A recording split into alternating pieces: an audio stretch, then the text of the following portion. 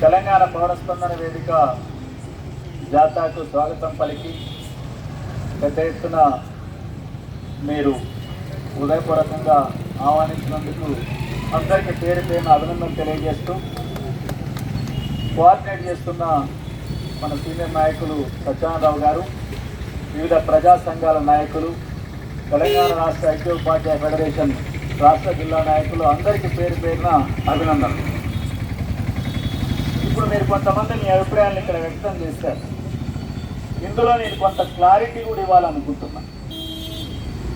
విద్యార్థి సంఘ నాయకులు మాట్లాడారు, తర్వాత ప్రజా సంఘాల ఐక్య వేదిక నాయకులు మాట్లాడారు, రైతు సంఘ నాయకులు మాట్లాడారు, టాప్రా నాయకులు మాట్లాడారు, డివైఎఫ్ఐ మాట్లాడారు. బడులు ఎలా ఉండాలి, చదువులు ఎలా ఉండాలనే విషయంలో కూడా మనం ఇంకా స్పష్టతలోకి రావాల్సిన అవసరం ఉంది. మీకు ఒక విషయం చెప్పాలి, కేరళ జనాభా తెలంగాణ జనాభా కంటే ఈ మధ్యన తగ్గింది, కానీ మనం ఒక 10 ఏళ్ళు వెనక్కి వెళ్తే కేరళ జనాభా తెలంగాణ ప్రాంత జనాభా కంటే ఎక్కువ. కేరళలో 64 లక్షల మంది పిల్లలు 1 నుంచి 10 వరకు చదువుకుంటే తెలంగాణలో 60 లక్షల మంది 61 లక్షల మంది పిల్లలే ఉండేవాళ్ళు. కానీ కేరళలో బళ్ళు ఎన్ని ఉన్నాయంటే ప్రభుత్వ రంగంలో 11,000 బళ్ళు మాత్రమే ఉంటాయి కేరళలో. కేరళ ఎలా ఉంటుందో తెలియంది కాదు, కేరళ మొత్తం విస్తరించి ఉంటాయి ఇళ్ళు. అసలు ఒక ఊరు గెట్టానో వెలకుంటుంటుంది, అయినా 11,000 బళ్ళే ఉంటాయి. కానీ అదే తెలంగాణ రాష్ట్రంలో 30,000 పైచిలకు ప్రభుత్వ బళ్ళు ఉన్నాయి. జరిగింది ఏంటంటే 1990 నుంచి నూతన విద్యా విధానంలో భాగంగా ప్రైవేటీకరణ ప్రపంచీకరణలో భాగంగా ఎఫెక్ట్ కార్యక్రమం డిఫెక్ట్ కార్యక్రమం ఇవన్నీ వచ్చినప్పుడు సమగ్ర శిక్ష సర్వశిక్ష లేదా ఆపరేషన్ బ్లాక్ బోర్డు వచ్చినప్పుడు కేరళ కానీ తమిళనాడు రాష్ట్రాలు అక్కడున్న ప్రైమరీ స్కూల్ను అభివృద్ధి చేసుకుంటూ పోయినాయి. 2 టీచర్లు ఉంటే ముగ్గురు ఉంటే 4, ఆ తర్వాత తరగతికో టీచరు. అక్కడ ప్రైమరీ స్కూల్ ఉందంటే తరగతికో టీచరు, హెడ్ మాస్టరు, తరగతికో గది, అదనంగా 2 గదులు లేకుండా అక్కడ ప్రైమరీ స్కూల్ లేదు. మన దగ్గర ఒక ఊర్లోనే 4 బళ్ళు, వాడకోబడి వీధికోబడి, పిల్లలున్నా బడి లేకున్నా బడి 30,000 పెట్టారు. ఇది ప్రధానమైన సమస్య. బళ్ళు మూతబడే విషయంలో కూడా నిర్దిష్టంగా పరిశీలించాలనుకుంటున్న సంఘ నాయకులందరూ. నేడు తెలంగాణలో జరుగుతున్నది ఏంటంటే యువ దంపతులు మొత్తం కూడా పట్టణాలకు నగరాలకు తరలిస్తున్నారు.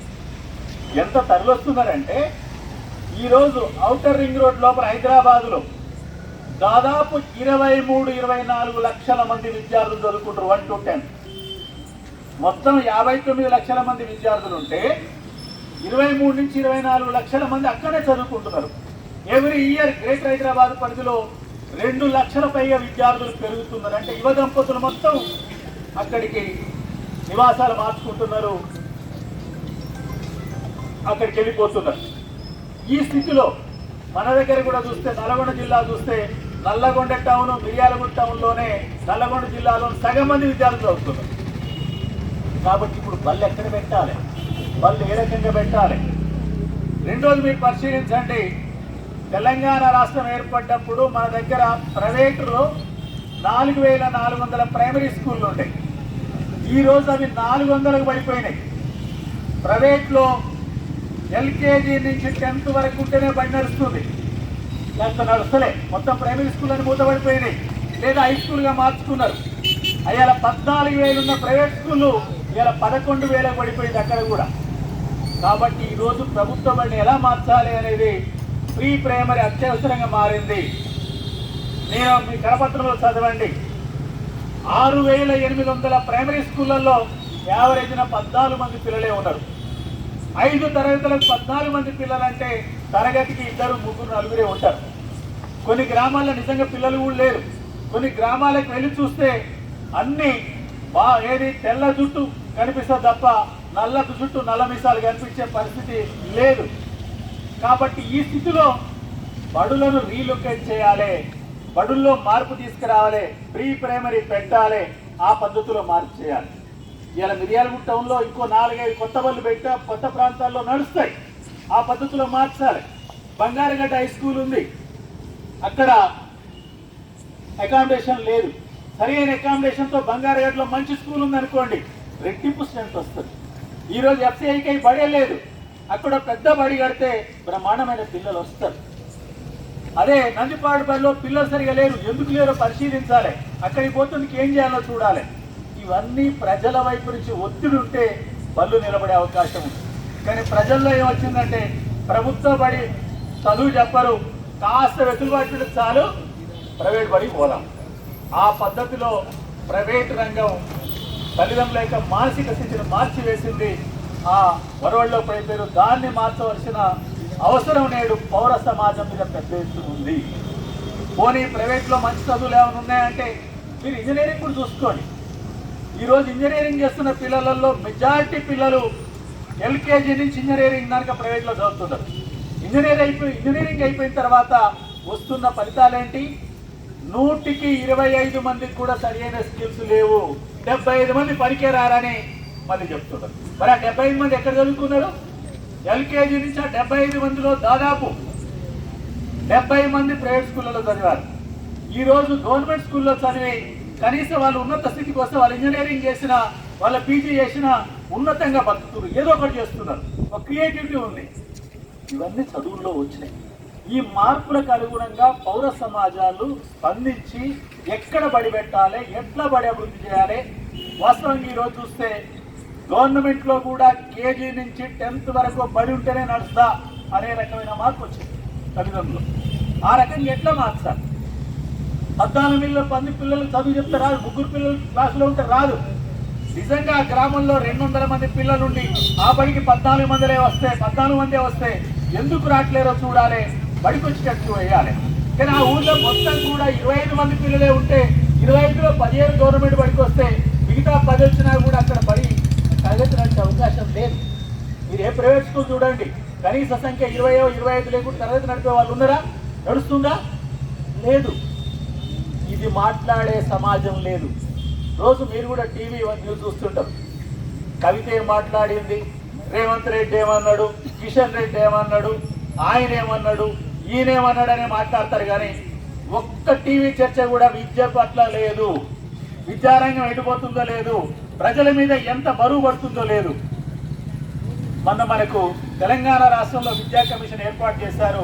గౌరవనీయులు మురళీ గారు దానికి అధ్యక్ష చైర్మన్ ఉన్నారు. వారు 21 పేజీల ఒక రిపోర్ట్ ఇచ్చారు. వారు రిపోర్ట్లో కొన్ని అంశాలు చెప్పారు. తెలంగాణ రాష్ట్రంలో ప్రైవేటుకు బడికి పంపే వాళ్ళలో 100కి 80 మంది అప్పుల పాలవుతున్నారు, అప్పులు తెచ్చే ఫీజులు కడుతున్నారు.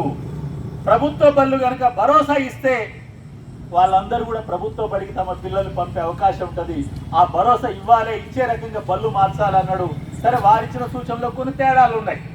మండలానికో 3 తెలంగాణ పబ్లిక్ స్కూల్ పెట్టండి, కేజీ నుంచి ఇంటర్మీడియట్ వరకు పెట్టండి అన్నారు. దాంట్లో నేను కొన్ని సూచనలు చేశాను. మన మండలాలుగా చూస్తే మిర్యాలగూడ మండలం చాలా పెద్దది, అడిదేలపల్లి మండలం చాలా చిన్నది. అడిదేలపల్లిలో ప్రైవేటు ప్రభుత్వ పిల్లలందరూ కలుపుకున్నారు 2200 మంది. ఆడొక్క స్కూల్ కాదు. కానీ మిర్యాలగూడ మండలంలో 3 కాదు 10 పెట్టాల్సి వస్తుంది. అంటే మండల జనాభా, మండల విద్యార్థుల సంఖ్య ఆ పద్ధతిలో చేయాలి. మీకు కొన్ని అంశాలు కూడా ఇక్కడ మనం తెలుసుకోవాల్సిన అవసరం ఉంది. 33 జిల్లాలు అయిన తర్వాత ములుగు జిల్లాలో విద్యార్థుల సంఖ్య 40,500, మొత్తమే ప్రైవేటు ప్రభుత్వం కలిపి 40,500. అదే రంగారెడ్డి జిల్లాలో షేర్లింగంపల్లి అనే మండలం ఉంటుంది. ఒక్క మండలంలోనే 1,11,000 మంది పిల్లలు చదువుతున్నారు.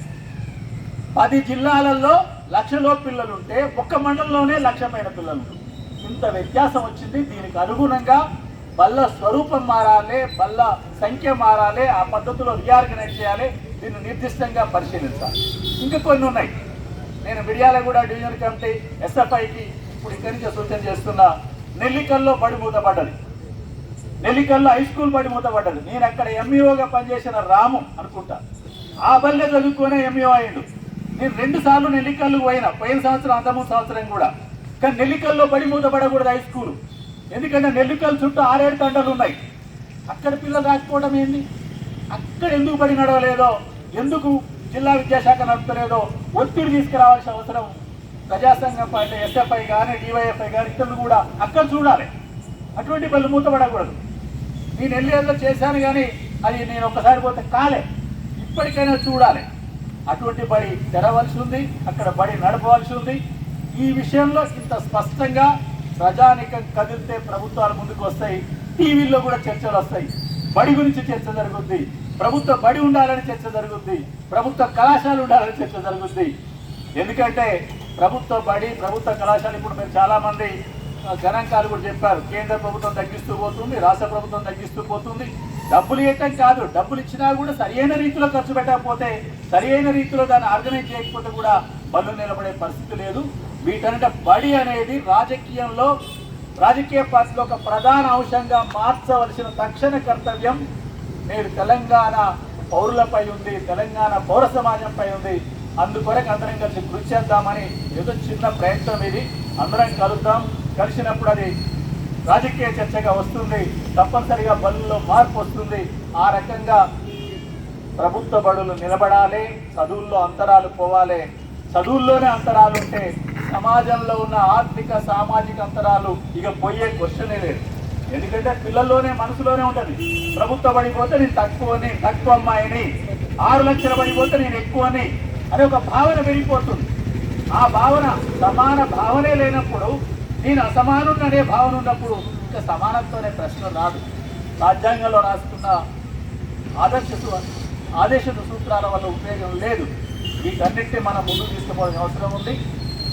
రామయ్య గారు చెప్పినట్టు రిటైర్ అయిన వాళ్ళందరం కూడా పే బ్యాక్ టు సొసైటీ, మన పెన్షన్స్ వస్తున్నాయి. మనం అందరం కలిసి మాట్లాడినాం అనుకోండి, డెఫినెట్గా పౌర సమాజం ముందుకు వస్తుంది, రాజకీయాల్లో చర్చగా మారుద్ది. చదువుల గురించి మాట్లాడదాం, ప్రభుత్వ బడులు నిలబడాలి, ప్రభుత్వ విద్యాసంస్థలు నిలబడాలి.